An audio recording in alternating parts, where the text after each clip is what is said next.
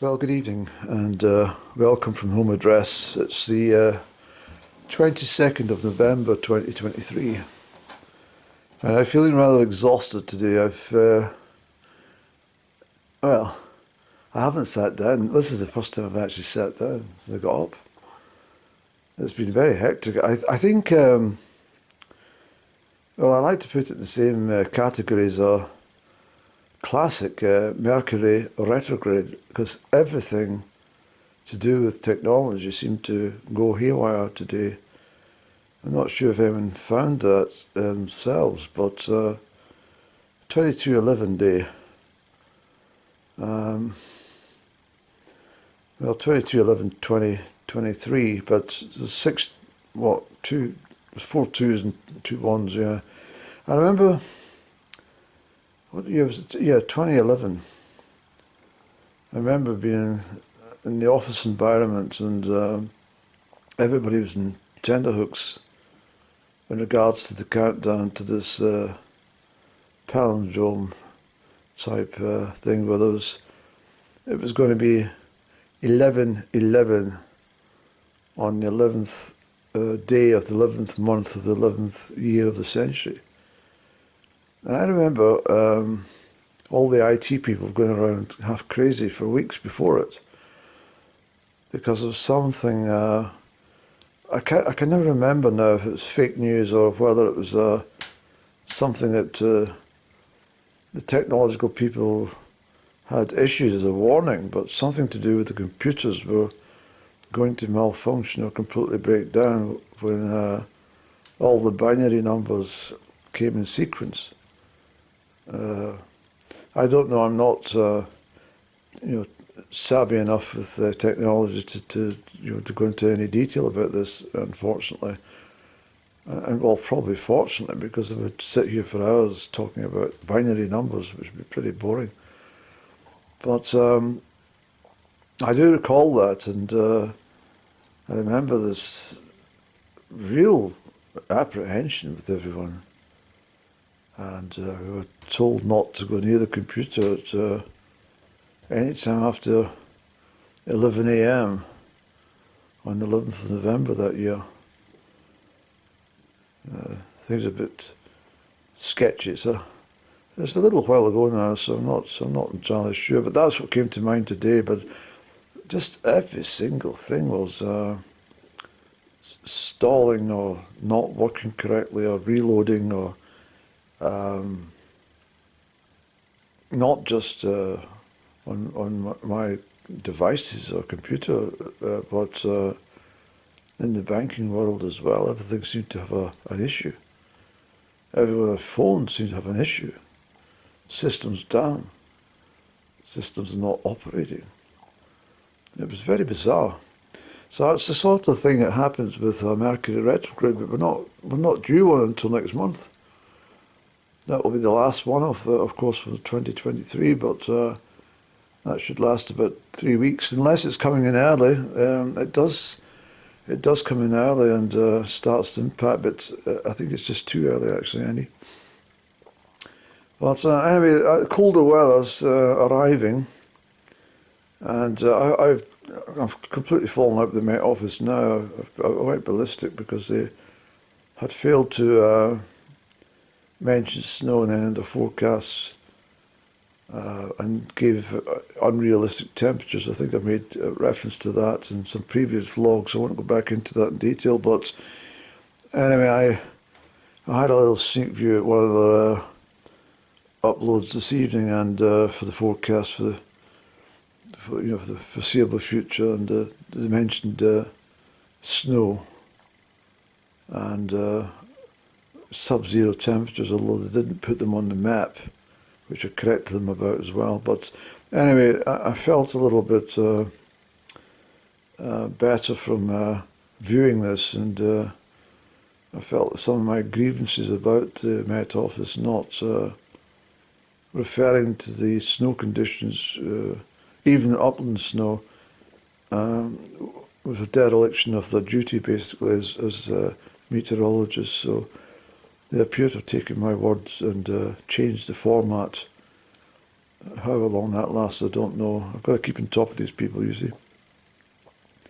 But then it got me thinking, and I was thinking. I thought, well, it was back in January. I was in Egypt, and it was bloody hot, and but bearable hot. You know, that heat that you can. It's a dry heat, and it doesn't matter how high the temperatures are. You seem to be able to cope day and night, and of course you're not.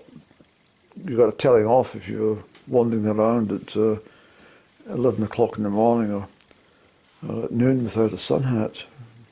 Generally between 11 a.m. and 2 p.m. is not a good time to be in the full sun, not in that part of the world at least. So then I looked up at, well, Sudan is not that far away, of course, it's just down the road from where I was, Port Sudan, and then onwards to Khartoum, the capital of Sudan, and I thought, well, when I was there in January, they were getting temperatures hovering about 15, 60 degrees in January. So I thought to myself, I wonder what the forecast is for Khartoum in the next few days. So I brought it up on my computer screen here, and there's my spectacles, eh? Oh, Andy, why can't you get organised, son? Bear with me a moment to get my spectacles, otherwise I'll be in... Thank you for waiting for me. Yeah, I don't think I would have needed spectacles if it hadn't been for the damn job I was doing for year and year, sitting staring at a computer screen for 8 to 10 hours a day, reading thousands of pieces of information per hour. But anyway, yeah. Yes, I spent a lot of time in front of the computer. Not good for the eyes, and I dare say these mobile phones are even worse for people with the font and the writing. People who spend a lot of time in social media, they're going to pay for it in later life. And I mean, I've good vision. Still got very good vision when I'm outdoors, but unfortunately, I think it's an age-related thing. So I got these spectacles about 5 or 6 years ago, maybe 7 years ago, for use at work. I hated the damn things, but they did assist. I was fed up having to keep enlarging the screen, you know, that thing where you pop it up at these kind of 125% so you can see what the hell you're doing. But so we'll do that just now, actually, Annie. And so anyway, what I was talking about, I'm havering. Yeah, so I got these spectacles. They've got a special vision on them. They look just like glass. In fact, they look like they've got nothing in them. Do you know what I mean? They just look like frames. But there is glass in there. And then I thought to myself, well, it's a damn shame. I remember people at school who didn't wear spectacles, who obviously needed them, but when I was growing up, anyone who wore spectacles were constantly ridiculed. They were normally called four eyes, or Specky Joe, or something like that, or the Milky Bar Kid, or something of that nature. But anyway, here we are in Khartoum tomorrow morning.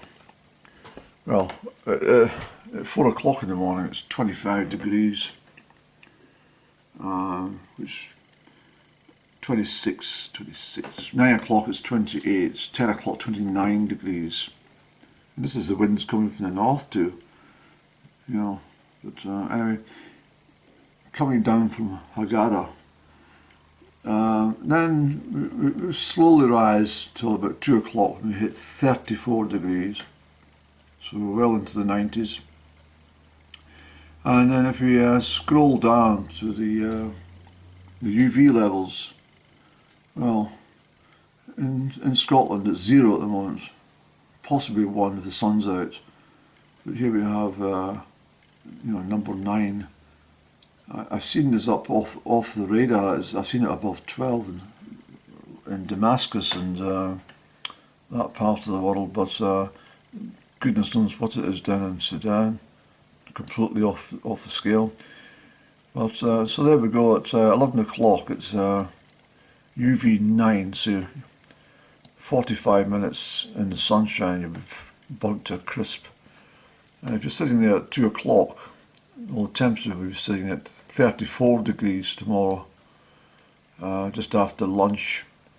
But strangely enough, the UV levels start to drop despite the temperatures being high, because the sun's starting to head towards the horizon for settling down for another evening's sleep in that part of the world. As you can see, at 5 p.m. Tomorrow, 35 degrees. So, I mean, 35 degrees and feeling like 33 degrees. It's still quite pleasant, isn't it?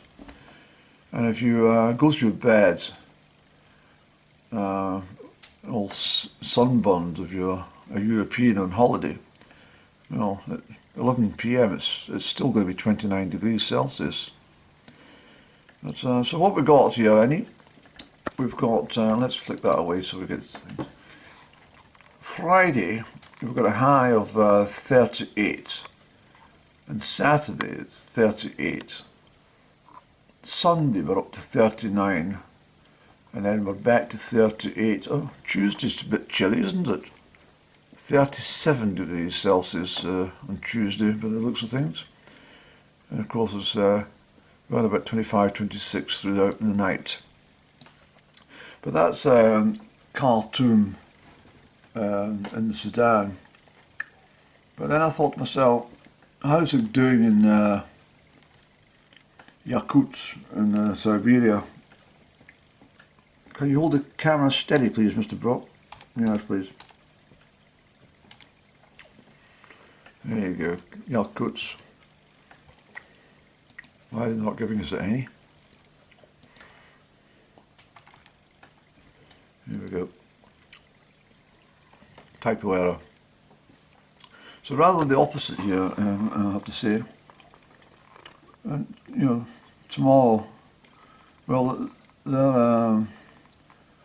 where it's 25 degrees in the middle of the night in Khartoum, it's the opposite here in Siberia. It's minus 35 during the night. 29 degrees on Friday. That's minus 29 Celsius, and Saturday and Sunday. A bit of a heat wave on the Monday. You can see that it's minus 23 on the Monday and Tuesday. So, and hovering about, well, it feels like temperature of that's the evening temperature of minus 31. So we're down about minus 35 tomorrow night for the weekend. So if you're spending a weekend in Yakutsk, it's going to be quite chilly. But having a look at this, these are 32 degrees below freezing, and the feels like temperature will be minus 40 below freezing. Minus 10, you know. So you get the drift here. It goes on. But when I was interested, I thought, well, this is coming towards the end of it. What's happening next week for these chaps doing out in no, they've changed it, ain't they? They've changed it. I had a look at this. See, they can't make up their mind, these bloody Met Office people. Yeah, I think they just guess. I don't think they do any meteorology readings at all. I think they just, you know, sit down and go, I wonder what it'll be like in your Yakutsk. What was it last year at this time? It was minus 36. Oh well, let's bring it down a bit. Minus 36 seems a bit cold. Let's make it minus 29. And with a fuel like temperature of minus 37. Is that all right? Yeah, it's okay. But I have to say, last night, when I had a look at this, it was down to minus 44 degrees Celsius, and that was not a mistake.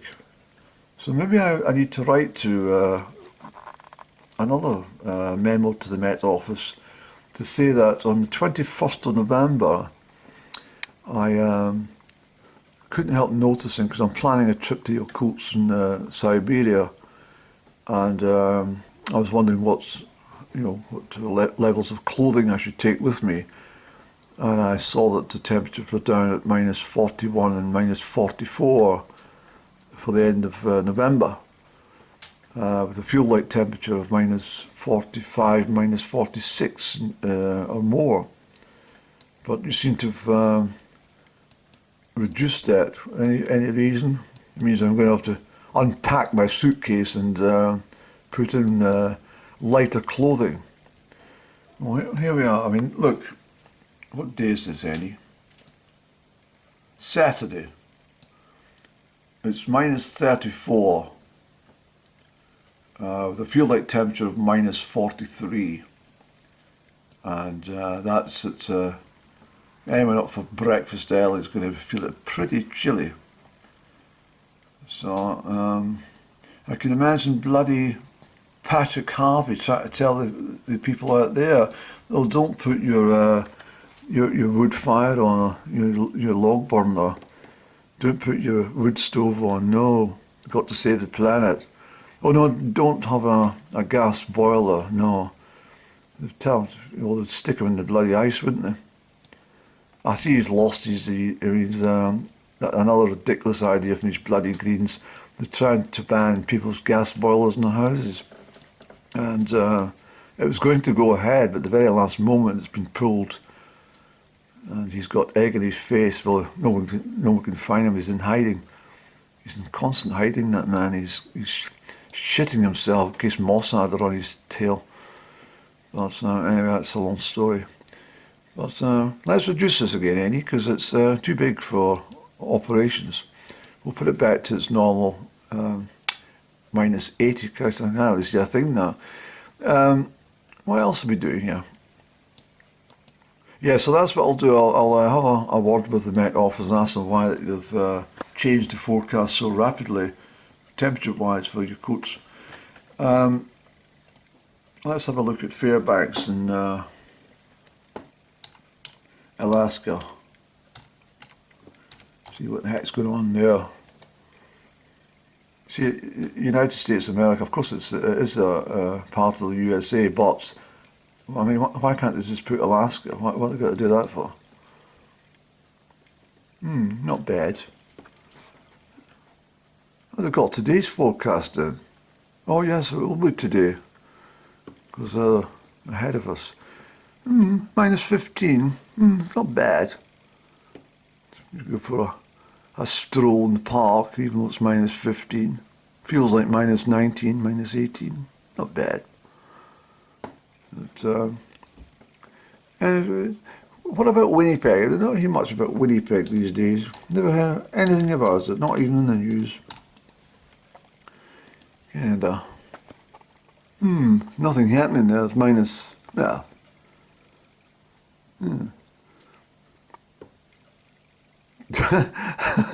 -5. That's nothing to talk about for Canada. What else could we do, Annie? Let's think about somewhere we could put in. Let's go to Saudi Arabia to see what's happening in Riyadh.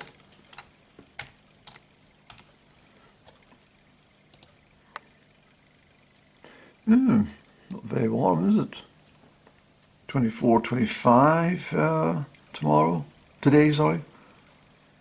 Oh, tomorrow is Thursday. This is another thing that's happened today. In fact, something's happened during my sleep. I'm not joking. Ever since I woke up this morning, I've literally thought the whole day is Thursday. In fact, yesterday I thought it was Wednesday. Something. I don't know what's happened, but something strange has happened in my brain. Ever since that bloody cat came along again, it's caused some stir. 29 on Friday. Why are we sitting and doing this again, Amy? Oh yes, I wanted to highlight the extremes between Khartoum and Yakutsk, but the the difference is not as great as I was hoping because of the alterations made by the Met Office people. But just one final place we can go to, Andy. Think. I mean, you can't even type in Bombay anymore. It doesn't get recognised in the system. It's a nonsense. I want to call it Bombay. I don't want to call it Mumbai. Why have I got to be forced to call things different from what I'm used to? Yes. It's pleasantly sunny, isn't it? And temperatures that you can sort of handle. I don't think there's anywhere else. Dar es Salaam. Let's quick look at Dar es Salaam, Tanzania. Oh, thunderstorms. I always regret my grandmother had a friend, Mrs. Barrington. She owned the garage in Crieff, where the West End garage is. Mrs. Barrington was the sole proprietor of Barrington's garage, and she was a very wealthy woman, and she was a friend of my grandmama. And every year she used to go to Tanzania. And one year when I was about 6 or 7, she returned and she brought me this smashing little handmade African drum, the real McCoy. And I had it sitting on top of the wardrobe in my granny's, one of Granny's bedrooms for years and years and years. Never touched it, not at all. Never touched it once. It was perfect. And then me and my friends, about what year, was it 1984 or something like that, 83 maybe, we went out dressed up, and I took the drum with me. Oh yes, and I think it was a football match or something, and we'd all got dressed up in this bizarre gear, and we were supporting Uruguay, so it must have been a World Cup year, but it wasn't 82. It wasn't 82 and it wasn't 86. I don't know what the hell it was now, but we were all going about and dancing to Uruguay, and I kept beating this drum. I got so pissed that I left it somewhere and never got it back again. It broke my bloody heart because it was such a beautiful present from Mrs. Barrington. But anyway, I don't think that the viewers will want to sit here and watch this bloody screen all night, so can we come away from it, please? Yeah, so I've sat back down again. It's not often I do home address vlogs anymore, but what I'm enjoying this evening is the wind. I haven't heard much of the wind really this autumn. Not really. I haven't really had much of the wind at all this year when I think of it. But the wind is starting to gust around outside this evening, and I love it. I really do. I sit here listening to the wind, and you know, it's not a violent wind. It's got something to say, and I get all atmospheric in my mind and my heart when I hear the wind, and it's lovely just to sit, and quite often, and not so much now, but when I was suffering terribly from my early stages of seasonal affective disorder before it was diagnosed what the hell it was, I used to crouch up over there on the couch, and I used to sit in candlelight here, and I used to listen to the wind. And when I went to work, when I returned to work forums, I said, "What did you do with your time, Annie, when you were at home, you know, convalescing?" I said, "Well, I just sat in the dark with candles on, listening to the wind." And, you know, she'd look at you and say, No, I'm sure you've done a little bit more than that. I said, no, that's all I did. I just sat the candles, listen to the wind. I was, scribbling something down quickly.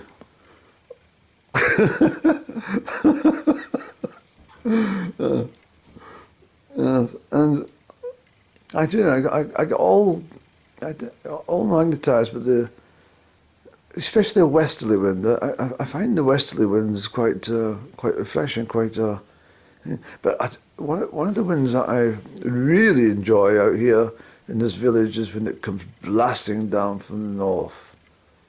It gives a real buffeting as it comes over the moorland. It seems to gather speed.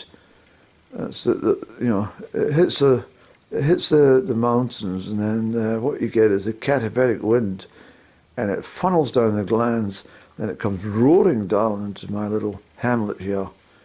And I thoroughly enjoy it, I do.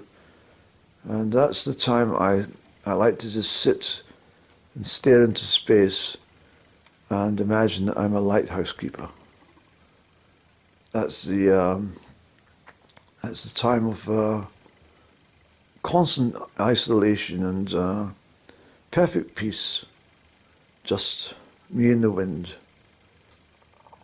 Yes.